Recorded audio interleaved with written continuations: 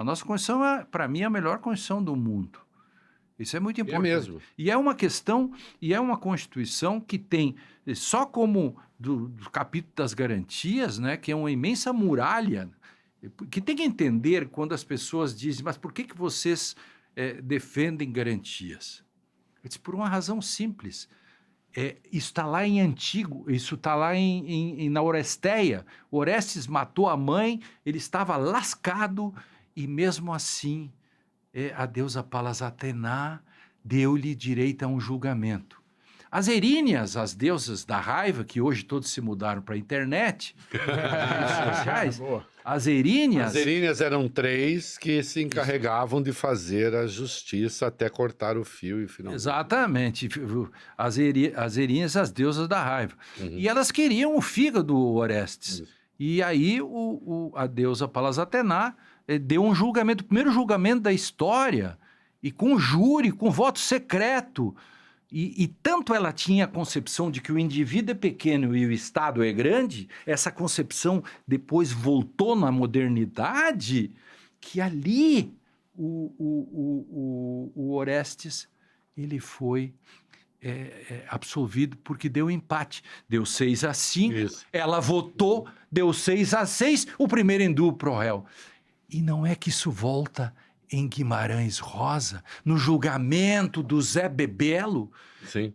O Joca Ramiro tem direito ao advogado júri, e ele é absolvido, e eles antes do julgamento pensavam, vamos cortar uma perna, vamos cortar um braço, e tava, como o Oreste. Claro que nosso grande Humberto Eco dizia, um livro sempre fala de outros livros. É o diálogo do Guilherme de Baskerville com o nosso preclaro Adson de Melk. Sem dúvida, né? Sim. Que coisa bonita aquilo. Como ele descobre o nome do cavalo Brunello, essas coisas todas, né? Quer dizer, espetacular. Que coisa. A literatura é algo... Eu transformei minha vida com a literatura.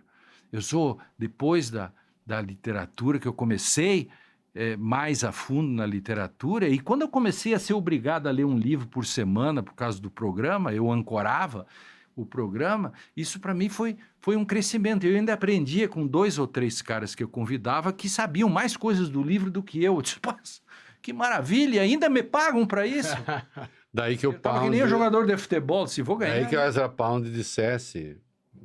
Porque tem um Pound no direito, o Roscoe Pound. Roscoe Pound? E o Ezra Pound na poética. Exatamente. Controverso, porque ele fez coisas um pouco não muito boas. Mas na poesia, ele dizia da literatura e dos poetas, são antenas da raça no sentido de que antecipam. Claro, sempre. Percebem antes. As distopias acho que são escritas sempre, e o cara que escreve torce contra. Porque ele escreve sempre coisas terríveis, né? Sim. Veja o Orwell. Deixa eu te fazer perguntas sobre distopia. Opa. Nós estamos vivendo uma tentativa da Suprema Corte de impedir a divulgação de fake news e da utilização de imprensas de mídia para difundir informações falsas. Nós 3 defendemos decisões da Suprema Corte nesse sentido, publicamente. Sim. Vocês até mais do que eu, mas me alinho de 2 mãos. Tomamos porrada pra cacete. Mas a pergunta... O pau sobe, desce e as costas folgam. Exatamente. Mas a pergunta que eu lhes faço, e você falou muito, professor, das teorias da decisão e de teóricos da decisão, como o Kelsen, como o Dworkin, ou seja, caras que ficaram elucubrando de que forma tornar o processo e o procedimento de decidir algo objetivo e não subjetivo, né? Em razão da crítica feita ao subjetivismo, ou seja, decidir, cada centro defletor de decisões é um conjunto de regras em si, não pode ser desse jeito. Claro, e a literatura faz a crítica, inclusive, com Amk-Dump. Eu dou as palavras no sentido que eu quero. Isso é a grande crítica do Lewis Carroll. Exatamente. Agora, será que, como diria Shakespeare, já que vocês estão na literatura, essa proteção, essa tentativa de proteger a rigidez da informação e, portanto, a verdade, não será much ado about nothing, ou uma tempestade num copo d'água, precisamente porque as pessoas sabem que é fake news, mas simplesmente elas escolhem uma narrativa que lhes apetece. E elas sabem que é mentira. Elas sabem que aquele vídeo é mentiroso, que aquilo é uma manipulação. Elas sabem que estão sendo enganadas. Elas sabem que... Aliás, elas nem estão sendo enganadas. Nem estão sendo enganadas. Elas sabem que é falso, mas elas querem... sabem que é falso. Mas é que aquilo agride aqueles que elas desejam agredir. Como disse certa pessoa, elas gostam da idiotice. E aí? E aí nós não estamos colocando todo o aparato de justiça a serviço de nada? Bom, esse é o risco Eita, que... porra. Eu vou embora. Ó, gente, foi legal. É só uma provocação. Não. Eu não acho isso. Eu tô brincando. Mas eu acabei Não, aí no fundo é o... Olha lá o que você vai responder, senão eu vou embora. É o risco que nós corremos, que essa é a questão da institucionalidade. Entre civilização e barbárie, pode-se dizer também que todos aqueles que o Hobbes falava entre civilização e barbárie já também... Deixa eu dar um freio na sua fala. O Rousseau dizia que é papel do escritor político dizer ao povo que o povo deve querer. Uhum. O Supremo não está dizendo ao povo que o povo deve querer?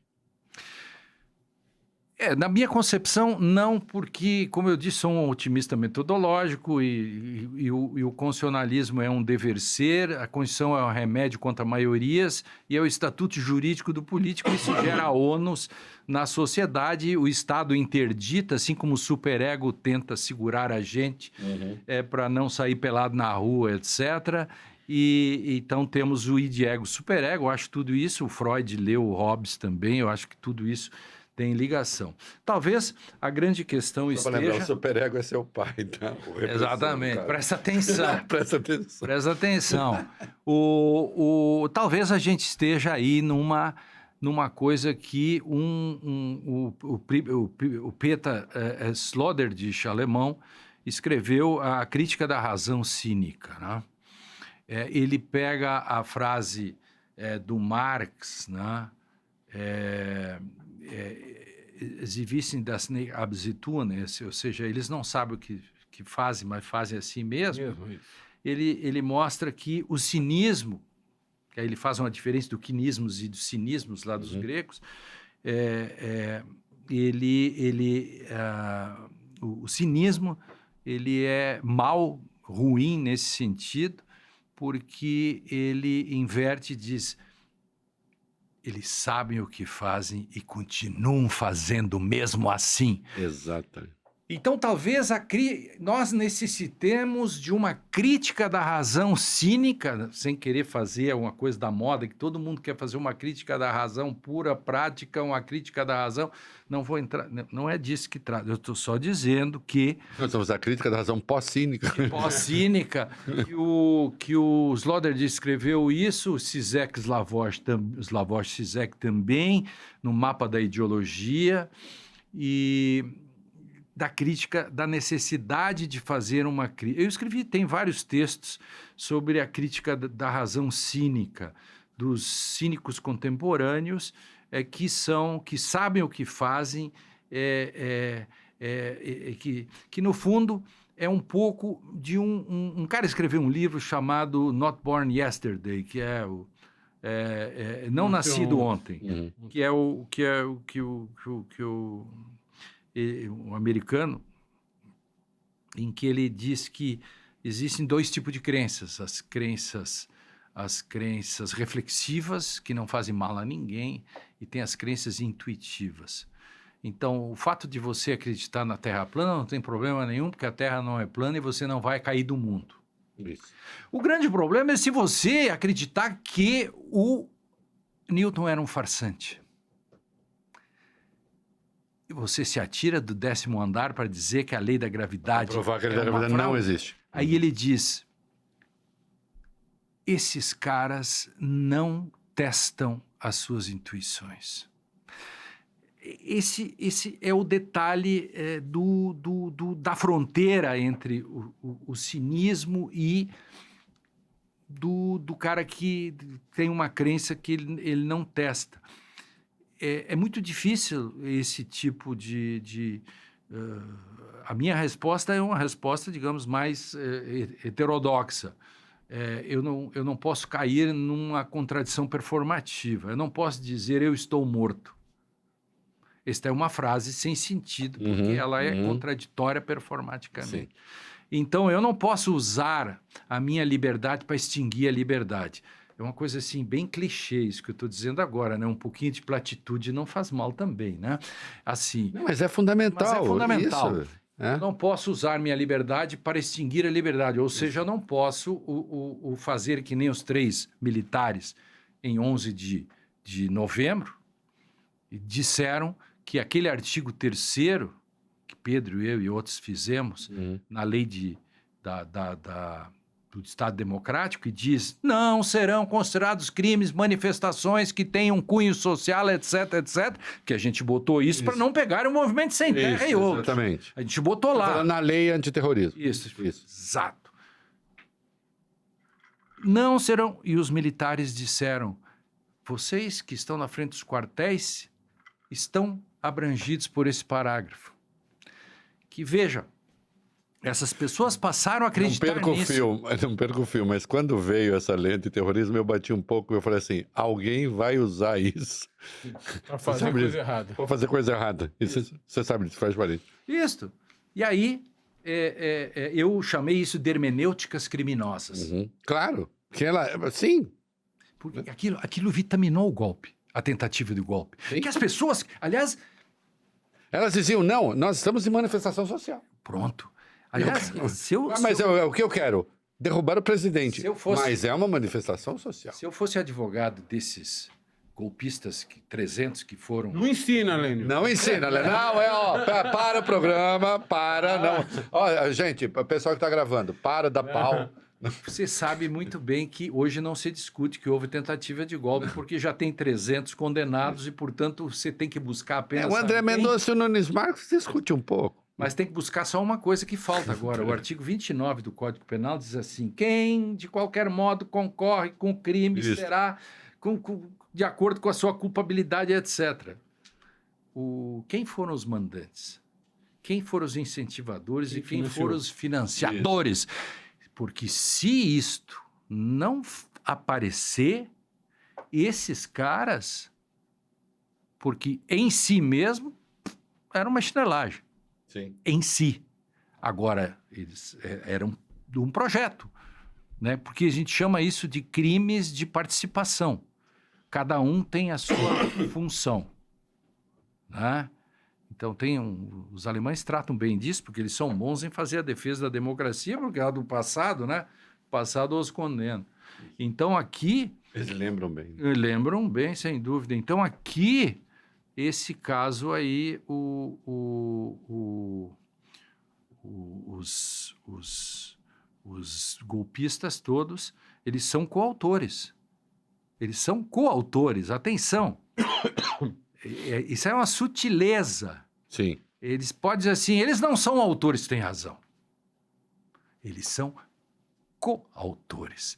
Só precisamos saber quem são os outros coautores disto, né? Esse é um detalhe interessante. Eu vou sair dessa altitude maravilhosa que a gente estava... Vi um pouquinho e eu diria... Eu sou um tanto platônico, né? Acho que a verdade está aqui mesmo onde a gente está, mas eu vou um pouquinho pro chão. A verdade está lá fora. A verdade está... Há tanta vida lá fora, como cantou o nosso Lulu Santos. Tem uma iniciativa no Congresso que vai tentar impedir a ação direta de inconstitucionalidade por omissão. A tal dado. O Congresso não decide, então eu... Supremo, vou lá e digo, tem alguém punindo homofobia? Não tem. Então, nós vamos pegar a lei que pune o racismo e, por extensão, nós vamos punir a homofobia. Né? A partir da constatação... Isso aconteceu. Né? E aconteceu. E o Congresso quer agora proibir isso. Situação de que o texto constitucional exige que o legislador crie regras sobre um determinado tema e ele não fez. E ele não fez. Isso. E aí, então, agora, se quer votar... Entenda, eu acho que o Supremo, se essa bosta passar, se essa coisa passar, né? Eu acho que o Supremo vai dizer, não, desculpa, você está tentando me impedir de ser Supremo. Claro. Acho que não vai passar. Mas, de qualquer modo, nós temos uma questão. Qual é o limite do Supremo dizer, Congresso, você tem de votar isso ou tem de votar aquilo? Ou se você não votar, eu voto. O limite são sendo um pouco ortodoxo assim, né?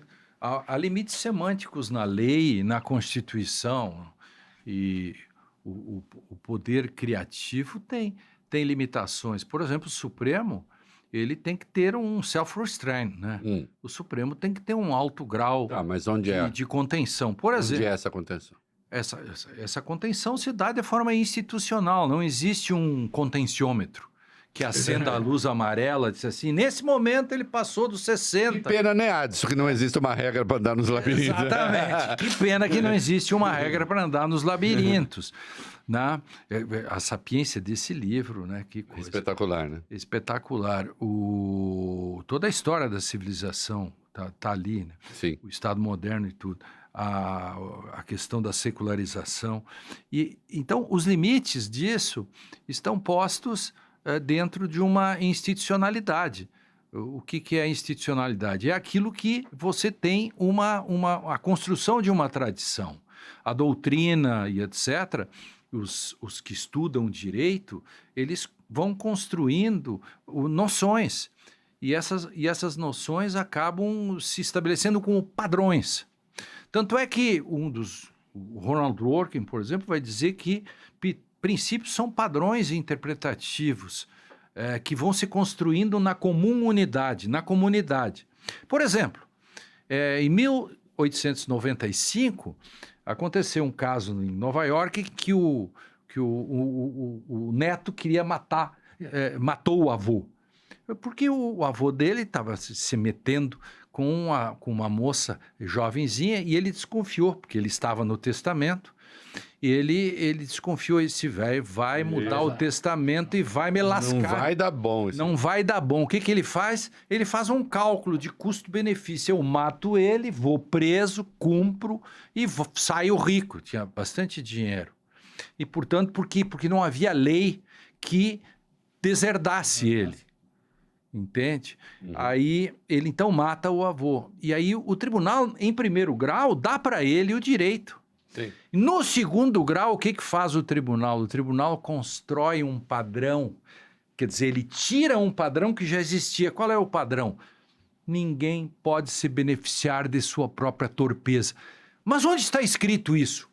Na comunidade, um padrão que se estabeleceu. O que eu quero dizer é que quando nós falamos dos limites, autocontenção, etc., são padrões que se estabelecem numa democracia, aquilo que se faz na esfera pública, na polis. O que se discute na polis? Bom, discutindo coisas que são para além das questões privadas. Não há linguagem privada, há linguagem pública. E o que se faz nela? Vamos construindo padrões.